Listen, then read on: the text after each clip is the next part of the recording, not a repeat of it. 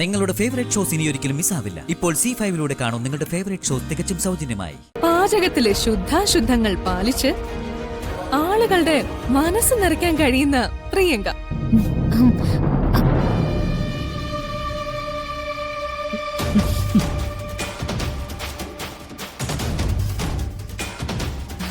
പ്രിയങ്ക പാചകം ചെയ്ത് നമ്മൾ ഇതുവരെ ഒന്നും കഴിച്ചിട്ടില്ലല്ലോ.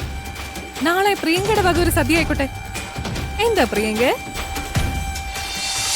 എന്നെ കൊണ്ട് ചെയ്യാൻ പറ്റുന്ന ജോലികളൊക്കെ ഞാൻ ഈ കുടുംബത്തിൽ ചെയ്യുന്നുണ്ട്. അതെന്താണാവോ ഞാൻ അറിയാത്തൊരു ജോലി? സൂര്യയുടെ കാര്യങ്ങൾ നോക്കുന്നില്ലേ? അത് മതിയല്ലോ ഈ ജന്മം മുഴുവൻ ജോലിയെടുക്കാൻ. അടുക്കള പണി എന്നെ കൊണ്ട് പറ്റില്ല. എനിക്ക് ഇഷ്ടമല്ലാത്ത കാര്യ. കൽപ്പനെ, അടുക്കള പണി അറിയില്ലെന്ന് പറയുന്നത് ഒരു പെണ്ണിനെ സംബന്ധിച്ച് കുറവാ. അതിങ്ങനെ അഹങ്കാരത്തോടെ വിളിച്ചു പറയേണ്ട കാര്യമൊന്നുമില്ല, അല്ലേ പൽപ്പനി? അമ്മേ, ഞാൻ ഈ വഴിക്കില്ല. എന്നെ കൊണ്ടാവുന്നത് ഞാൻ ചെയ്യുന്നുണ്ട്. ഓ ശേ, ഇതൊരു പഴയ രീതിയാ. വെക്കാനും വിളമ്പാനും അറിയുന്നവർക്ക് എന്തോ ഒരു മഹത്വം ഉണ്ടെന്നുള്ളൊരു പറച്ചില്. അങ്ങനെയാണെങ്കിൽ ഹോട്ടലിൽ പോകുമ്പോ അവിടെയും നമുക്ക് വെച്ചു വിളമ്പി തരുന്നവരില്ലേ? നമ്മൾ ആരെങ്കിലും കിച്ചണിൽ പോയി അവരെ ബഹുമാനിക്കാറുണ്ടോ? അത് ശരിയാണല്ലോ. അത് ഞാൻ ഇതുവരെ ഓർത്തിട്ടില്ല. അതും കൂടിയേ ഉർവശീനി ഓർക്കേണ്ടതുള്ളൂ. ഞാൻ നോക്കിയിട്ട് ഇപ്പോഴത്തെ പെൺകുട്ടികള് ഭൂരിഭാഗം അങ്ങനെയാ. വിശപ്പിന് ഭക്ഷണം കഴിച്ചാ പോരെ? ഫോൺ എടുത്ത് ഓർഡർ ചെയ്താ ഭക്ഷണം വീട്ടിൽ കൊണ്ടു തരും. പിന്നെ എന്തിനാ ഇത്രയും ത്യാഗം ചെയ്യുന്നേ? ഫോൺ എടുത്ത് ഓർഡർ ചെയ്താലേ ഭക്ഷണം കിട്ടും. പക്ഷേ കുറച്ചു ദിവസം തുടർച്ചയായിട്ട് കഴിക്കുമ്പോ അത് മടുക്കും. അപ്പോഴാണ് വീട്ടിലെ ഭക്ഷണം, അമ്മയുടെ രുചി എന്നൊക്കെ എഴുതി വച്ചിരിക്കുന്ന സ്ഥലങ്ങളില് തിരക്ക് കൂടുന്നത്. ആ സ്ഥലങ്ങളിൽ ചെന്ന് കൃത്രിമം കഴിക്കുന്നതിലും നല്ലത് സ്വന്തമായി പാകം ചെയ്ത് കഴിക്കുന്നതല്ലേ? പിന്നെ ഇപ്പോഴത്തെ പെൺകുട്ടികൾക്ക് ആർക്കും പാചകം അറിഞ്ഞൂടാന്നൊന്നും പറയരുത്. ദാ പ്രിയങ്ക മോളെ നോക്ക്. പ്രിയങ്ക മോള് നന്നായിട്ട് പാചകം ചെയ്യും, അല്ലേ മോളെ? ഓ, എന്നിട്ട് ആ മായാജാലം ഒന്നും ഇവിടെ കണ്ടില്ലല്ലോ. മോള് വന്നിട്ടല്ലേ ഉള്ളൂ. കൽപ്പനയുടെ ആ ആക്ഷേപം ഇന്ന് തന്നെ നമുക്കങ്ങ് തീർത്തേക്കാം. പത്മിനി, ചട്നി ഉണ്ടാക്കിയോ? ഇല്ലമ്മേ. എന്നാൽ ഇന്ന് പ്രിയങ്ക മോളെ ചട്നി ഉണ്ടാക്കും. ഇവിടെ എല്ലാവർക്കും പ്രിയപ്പെട്ടതാ, പരമേശ്വരനും വരുണിനും എല്ലാവർക്കും. അത് കഴിച്ചു കഴിയുമ്പോഴെങ്കിലും കൽപ്പനയും ഉർവശിയും മോളെ ഒന്ന് സമ്മതിച്ചു കൊടുക്കുമല്ലോ, അല്ലേ? അയ്യോ മുത്തശ്ശി, എനിക്കിപ്പൊ പറ്റില്ല. അതെന്താ? വേറൊന്നും കൊണ്ടല്ല. ഇന്നലെ രാത്രി ചെറിയ തലവേദന ഉണ്ടായിരുന്നോണ്ട് ഞാൻ രാവിലെ തന്നെ കുളിച്ചിട്ടില്ല. കുളിക്കാതെ അടുക്കളയിൽ കയറി ഒന്നും പാചകം ചെയ്യരുതെന്നാ അമ്മ പറഞ്ഞു തന്നിട്ടുള്ളേ. ഓ, അതാണോ കാര്യം? എന്നാ പോയി മോള് കുളിച്ചിട്ട് വാ. ശരി മുത്തശ്ശി.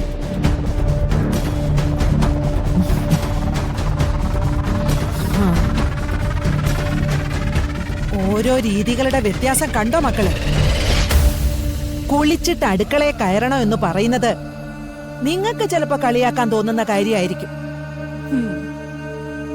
പക്ഷേ അത് പറഞ്ഞു വച്ച പഴമക്കാരെ ഉദ്ദേശിച്ച കാര്യം എന്താന്ന് അറിയോ? ശുദ്ധം ചെയ്ത മനസ്സും ശുദ്ധിയായ ശരീരവും കൊണ്ട് പാചകം ചെയ്താലേ മനസ്സ് നിറഞ്ഞു വിളമ്പാൻ പറ്റൂന്ന്. അത് പ്രിയങ്ക മോള് പഠിച്ചിട്ടുണ്ട്. ഓ, അമ്മേ,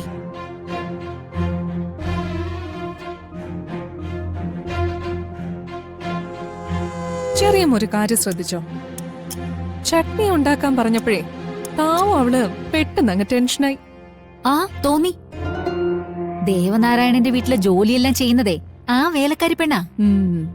ഇവൾ അടുക്കളയുടെ പരിസരത്തോടെ നടന്നിട്ടുണ്ടെന്ന് എനിക്ക് വിശ്വാസമില്ല. തലയിൽ കയറ്റി വെച്ച് നടന്നോട്ടെ. അവൾക്കൊന്നും അറിഞ്ഞൂടെങ്കിലേ അത് നമുക്ക് എല്ലാവരുടെ മുന്നിൽ തെളിയിക്കണം. അതിനെന്താ ഒരു മാർഗം? മാർഗമുണ്ട്. നാളെ വരുണിന്റെ ബർത്ത്ഡേ അല്ലേ? പുതുമണവാട്ടിയുടെ കൈപുണ്യം അറിയാൻ നാളത്തെ പാചകം അവളെ ഏൽപ്പിച്ചാലോ? പക്ഷേ അമ്മ സമ്മതിക്കോ? അത് നമ്മുടെ മിടുക്ക്. അവളെ മുന്നിൽ നിർത്തി വെല്ലുവിളിച്ചതല്ലേ മുത്തശ്ശി. പണി നമുക്ക് തിരിച്ചു കൊടുക്കണം. അവൾക്കും മുത്തശ്ശിക്കും.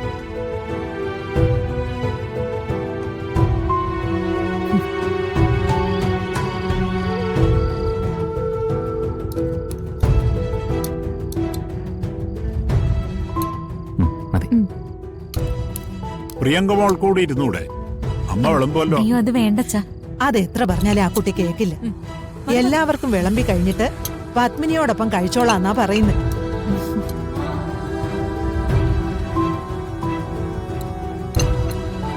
വരുൺ എന്താ കഴിക്കാത്തെ? ഇതാ ഈ കറി കുറച്ചുകൂടി ഇടാം. വേണ്ട വേണ്ട വേണ്ട.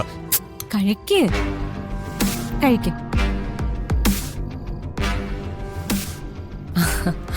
മോളെ, അത്ര സ്നേഹം കാണിക്കൊന്നും വേണ്ട. അവന്റെ തടി പെട്ടെന്ന് കൂടും. സംശയമുണ്ടെങ്കിൽ അമ്മയോട് ചോദിച്ചു നോക്ക്. വിവാഹം കഴിഞ്ഞിട്ട് 2 മാസം കൊണ്ട് എനിക്ക് കൂടിയത് 6 കിലോയാ.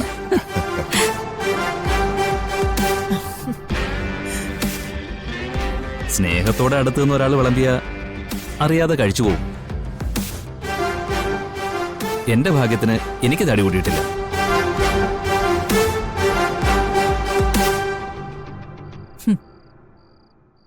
ഞാൻ വെച്ച് വിളമ്പിയില്ലെങ്കിൽ എന്താ? പിന്നീട് എല്ലാവർക്കും വെച്ച് വിളമ്പുന്ന അവസ്ഥയിലായല്ലോ. ഒരു നാളെ നിന്റെ ബർത്ത്ഡേ അല്ലേ? എന്താ പ്രോഗ്രാം? ഏയ് നത്തിങ്. നാളെ സാധാരണ പോലത്തെ ഒരു ദിവസം, അത്രേ ഉള്ളൂ. അതെങ്ങനെയാ? ഈ ബർത്ത്ഡേക്ക് ഒരു പ്രത്യേകതയില്ലേ? വിവാഹം കഴിഞ്ഞിട്ട് ആദ്യമായിട്ട് വരുന്ന ബർത്ത്ഡേയാ. ഇത് നമുക്ക് ഗംഭീരാക്കണം. വേണ്ടേ അമ്മേ? വേണം വേണം. എനിക്കൊരു അഭിപ്രായമുണ്ട്. നാളെ നമുക്ക് സദ്യ മതി. പായസം കൂട്ടിയുള്ള സദ്യ.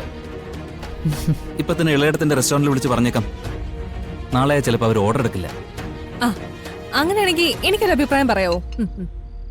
അഭിപ്രായം പറയുന്നതിലൊന്നും കുഴപ്പമില്ല, പക്ഷേ അത് മറ്റുള്ളവരെ വേദനിപ്പിക്കുന്നതാവരുത്.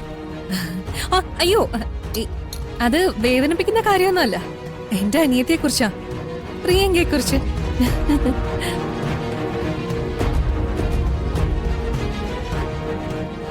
മുത്തശ്ശി പറഞ്ഞിട്ടേ എനിക്കറിയാവൂ. നമ്മൾ പറയുന്ന ഈ ഇളയിടം ഉണ്ടല്ലോ, ആ ഇളയിടത്തിനെ അതിശയിപ്പിക്കുന്ന ഒരു പാചകക്കാരി നമ്മുടെ വീട്ടിലുണ്ട്.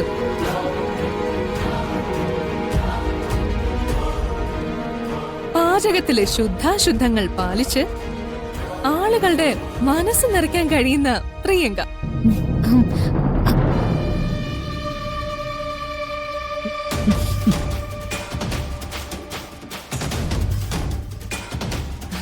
പ്രിയങ്ക പാചകം ചെയ്ത് നമ്മൾ ഇതുവരെ ഒന്നും കഴിച്ചിട്ടില്ലല്ലോ.